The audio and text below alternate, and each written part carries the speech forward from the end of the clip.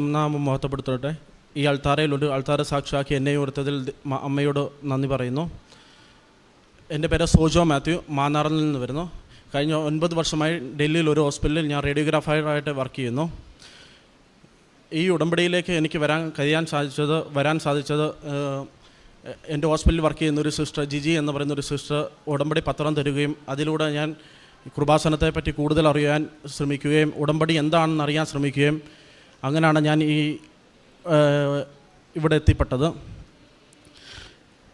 ഞാൻ എല്ലാവരെയും പോലെ തന്നെ ഒരു ജോലിക്കായിട്ടാണ്, വിദേശത്ത് ഒരു ജോലിക്കായിട്ടാണ് ഞാൻ ഇവിടെ എത്തിച്ചേർന്നത്. ഒരു പുറത്തേക്കൊരു ജോലിയാണ് എൻ്റെ ആവശ്യം, അതുകൊണ്ടാണ് ഞാൻ ഇവിടെ എത്തിച്ചേർന്നത്. ഇവിടെ നവംബർ 5-ാം തീയതി ആണ് ഞാൻ 2023 നവംബർ 5-നാണ് ഞാൻ ഇവിടെ വന്ന് ഉടമ്പടി എടുത്തത്. ഉടമ്പടി എടുത്തു, തിരിച്ച് വീട്ടിൽ ചെന്നു. പിറ്റേ ദിവസം മോർണിംഗ് 5:30 ആയപ്പോൾ എണ്ണീറ്റു പ്രെയർ സ്റ്റാർട്ട് ചെയ്തു. അത് കണ്ടിന്യൂ ഇന്ന് വരെ ഞാനത് മുന്നോട്ട് കൊണ്ടുപോകുന്നു. അന്ന് വൈകിട്ട് എൻ്റെ ഫാദർ ജോലി കഴിഞ്ഞ് വന്ന് കിടക്കുകയായിരുന്നു. ഞാനപ്പോൾ ഈ ഉടമ്പടി തൈലവും ഉപ്പും എൻ്റെ കയ്യിലുണ്ട്. അത് എന്താണ് എങ്ങനെയാണെന്നൊന്നും എനിക്കറിയില്ല. ഞാൻ വിശ്വാസ പ്രമാണം ചൊല്ലി, എൻ്റെ ഫാദറിൻ്റെ മുട്ടയെ കുത്തി വിശ്വാസ പ്രമാണം ചൊല്ലി അപ്പൻ്റെ കാലെ ഞാൻ കുരിശിട്ട് പ്രാർത്ഥിച്ചു. അപ്പോൾ അപ്പൻ്റെ കാലിന് അത് ഭയങ്കരമായ വേദനയാൽ ഡ്യൂട്ടി കഴിഞ്ഞ് വന്ന് കിടക്കുമായിരുന്നു. ഞാൻ ആ ജസ്റ്റ് തേച്ചു റൂമിൻ്റെ പുറത്തിറങ്ങുന്നതിന് മുമ്പ് അപ്പൻ എന്നോട് പറഞ്ഞു, എടാ എൻ്റെ കാലിന് വേദന മാറി. അവിടെ നിന്നാണ് എൻ്റെ ഈ വിശ്വാസത്തിൻ്റെ ഫസ്റ്റ് സ്റ്റെപ്പ് സ്റ്റാർട്ട് ചെയ്തത്. പിന്നെ എല്ലാവരും ഞാൻ പറഞ്ഞ പോലെ തന്നെ ഒരു ജോലിക്കായിട്ടാണ് വന്ന് കഴിഞ്ഞ 9 വർഷമായിട്ട് ഞാൻ ട്രൈ ചെയ്യുന്ന വിദേശത്തേക്ക് ഒരു ജോലി. അത് എനിക്ക് ഈ ഉടമ്പടി എടുത്ത് 3 മാസത്തിൻ്റെ അകത്താണ് എൻ്റെ എല്ലാ കാര്യങ്ങളും പ്രോസസ്സും നടന്നത്. ഞാൻ നാളെ വൈകിട്ട് രാത്രി 9:45 കൊച്ചിയിൽ നിന്ന് കുവൈറ്റ് ഒരു മിനിസ്ട്രിയിൽ എനിക്കൊരു ജോലി കിട്ടി. അതിൽ ഇടയ്ക്ക് ഒത്തിരി പ്രയാസങ്ങൾ വന്നു. എല്ലാ പ്രയാസത്തിനും ഈ 3 മാസത്തിന് എനിക്ക് ജോലിക്കിടയ്ക്ക് പല തടസ്സങ്ങളും കാര്യങ്ങളും വന്നു. ഈ ഉടമ്പടി ഉപ്പും ഉടമ്പടി തൈലവുമാണ്, ഈ കാശുരൂപമാണ് എൻ്റെ ശക്തി. അത് പിടിച്ചാണ് എൻ്റെ മുന്നോട്ട് ഉള്ള ഈ 3 മാസവും ഞാൻ പോയത്.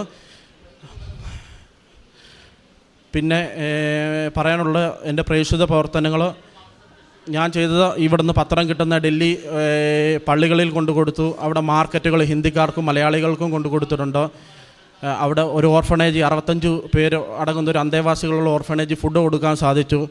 പണ്ട് ഞാനിങ്ങനെയൊന്നും ചെയ്യത്തില്ലായിരുന്നു. ഇവിടെ വന്ന് ഉടമ്പടി എടുത്ത് ആദ്യമായിട്ട് എനിക്ക് ഒത്തിരി വളരുവാൻ സാധിച്ചു. അതാണ് ഏറ്റവും വലിയ എൻ്റെ സന്തോഷം. ഞാൻ അങ്ങനെ പള്ളിയിൽ പോകുന്ന വല്ലപ്പോഴും ഒക്കെ പള്ളിയിൽ പോവും. കുമ്പസാരം എന്ന് വെച്ചാൽ ഞാൻ ഈ ഉടമ്പടി എടുക്കുന്നതിൻ്റെ മുമ്പ് വന്നു 4 വർഷം കഴിഞ്ഞ 4 വർഷത്തിന് ശേഷം ആദ്യമായിട്ട് ഇവിടെ വന്ന് കുമ്പസാരിച്ചത്. പിന്നെ അന്ന് മുതൽ ഇന്ന് വരെ ഞാനത് കണ്ടിന്യൂ ചെയ്യുന്നു. പള്ളി പോക്ക് ഞായറാഴ്ച ആയാലും, ഞാനൊരു യാക്കോബ വിശ്വാസിയാണ്. ഞങ്ങൾക്ക് ഞായറാഴ്ചയാണ് കുർബാന ഉള്ളത്. ഇടയ്ക്ക് ദിവസങ്ങളിലും ഞാൻ പള്ളിയിൽ പോയി. കത്തോലിക്കളുടെ പള്ളി എൻ്റെ ഹോസ്പിറ്റലിൻ്റെ അടുത്തുണ്ട്. അത് എൻ്റെ വിശ്വാസത്തിൽ എനിക്ക് കൂടുതൽ, ഞാൻ ഡ്യൂട്ടിയുടെ ഇടയ്ക്ക് 1 മണിക്കൂർ എൻ്റെ ഫ്രണ്ട്സിനോട് ഞാൻ ചോദിക്കും, എനിക്ക് പള്ളിയിൽ പോയി കുർബാന അറ്റൻഡ് ചെയ്യണം.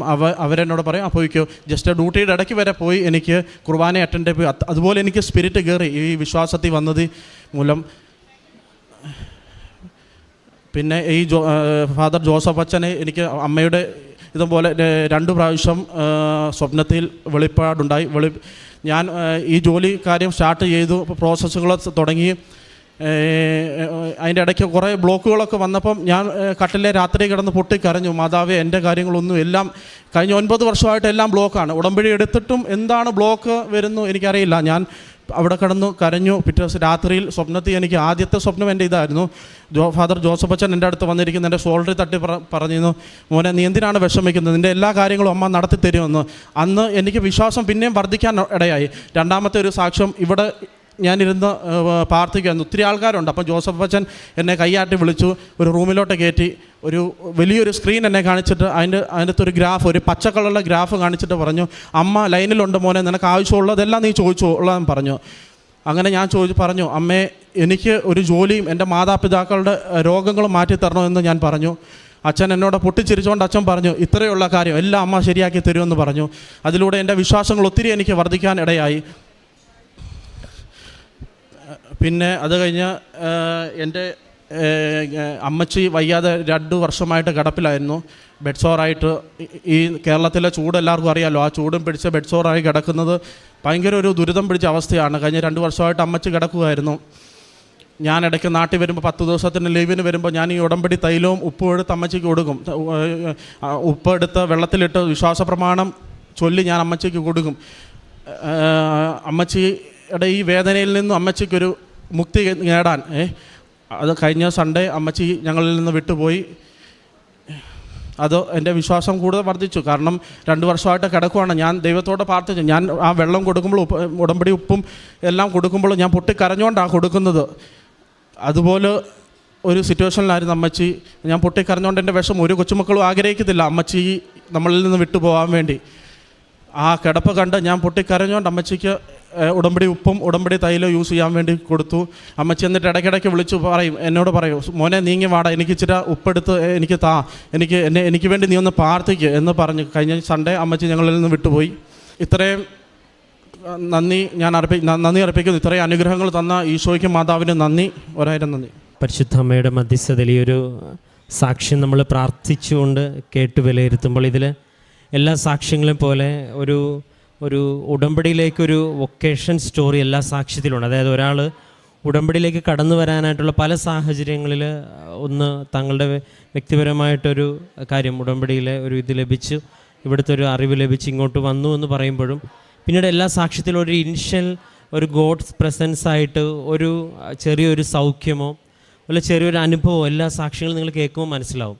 ഇപ്പോൾ ഇദ്ദേഹം അതിന് അപ്പച്ചൻ്റെ ഒരു കാര്യമാണ്. കാരണം ഇവിടെ നിന്ന് ഉടമ്പടി എടുത്ത് പോയതിന് ശേഷം ഉടമ്പടിയിലെ വസ്തുക്കൾ ഒരു പക്ഷേ നമ്മൾ ഈ ക്ലാസ്സുകൾ കേട്ടെങ്കിൽ അത് അനുഭവിച്ച് പ്രയോഗത്തിൽ വരുത്തി തുടങ്ങുമ്പോഴാണല്ലോ ഇതിലേക്കൊരു വിശ്വാസത്തിലേക്ക് നമ്മൾ എത്തണം. അതുവരെ നമ്മൾ ഈ ആവശ്യത്തിലേറെ തിയറി നമ്മൾ കേട്ടിട്ടുമുണ്ടല്ലോ. അപ്പം അപ്പച്ചനിൽ അടുത്ത് പോയി മുട്ടുകുത്തി വിശ്വാസ പ്രമാണം ചൊല്ലി. പക്ഷേ ഒരു വിശ്വാസമുണ്ട് ഇത് ചെയ്ത്. അപ്പം അങ്ങനെ അതുകൊണ്ടാണല്ലോ അത്രയും ഭവ്യതയോടുകൂടി വിശ്വാസ പ്രമാണം ചൊല്ലി പ്രാർത്ഥിച്ചിട്ട് തിരികെ മാറുമ്പോൾ തന്നെ അപ്പച്ചൻ്റെ അന്ന് കാലുവേദന അതൊരു വ്യക്തിപരമായിട്ടുള്ള പേഴ്സണൽ എക്സ്പീരിയൻസ് ആണ്. അപ്പോൾ അതാണ് വിശ്വാസത്തിൻ്റെ ആദ്യ പടി എന്നാണ് പറഞ്ഞത്.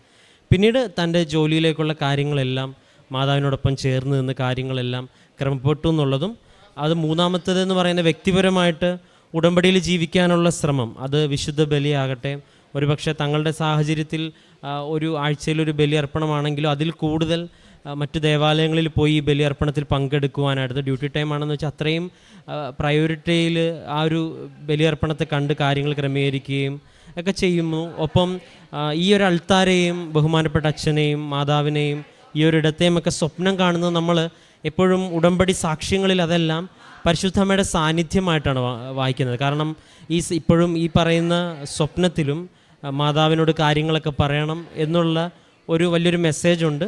അതിനുശേഷം കാര്യങ്ങളെല്ലാം ക്രമീകരിക്കപ്പെടുന്നുണ്ട്. ഇപ്പോൾ ഉടമ്പടിയിലെ സ്വപ്നങ്ങൾ എങ്ങനെ സ്വർഗത്തിൽ നിൽക്കുന്ന ഒരു മാതാവിനെയും അല്ലെങ്കിൽ ഈശോനെയും അല്ലല്ലോ കാണുന്നത്. കാരണം നമ്മുടെ നിയോഗവുമായിട്ട് വളരെ സോളിഡായിട്ട് ബന്ധപ്പെടുന്ന സ്വപ്നങ്ങളും അതുമായി ബന്ധപ്പെട്ട കാര്യങ്ങൾ പിന്നീട് ക്രമീകരിക്കപ്പെടും. അപ്പോൾ ഒരു കമ്മ്യൂണിക്കേഷനായിട്ടാണ് ഇതിനെ നമ്മൾ വായിക്കുന്നത്. ഒന്ന് സാന്നിധ്യമായിട്ടും, 2 ഈശോയും മാതാവും നമ്മളോട് ചെയ്യുന്ന ആശയവിനിമയമായിട്ടും. അപ്പം അങ്ങനെ വ്യക്തമായിട്ടൊരു ദൈവാനുഭവമായിട്ട് നമ്മുടെ മുമ്പിൽ നിന്ന് സാക്ഷ്യം പറയുമ്പോൾ ഇനിയും ഉടമ്പടി ജീവിതത്തിൽ മുന്നോട്ട് പോകുമ്പം പരിശുദ്ധ അമ്മയുടെ വലിയ സാന്നിധ്യവും സംരക്ഷണവും ആയിരിക്കുന്നിടത്ത് അനുഭവിക്കാൻ ഇടവരുത്തട്ടെ എന്ന് പ്രാർത്ഥിക്കുന്നു.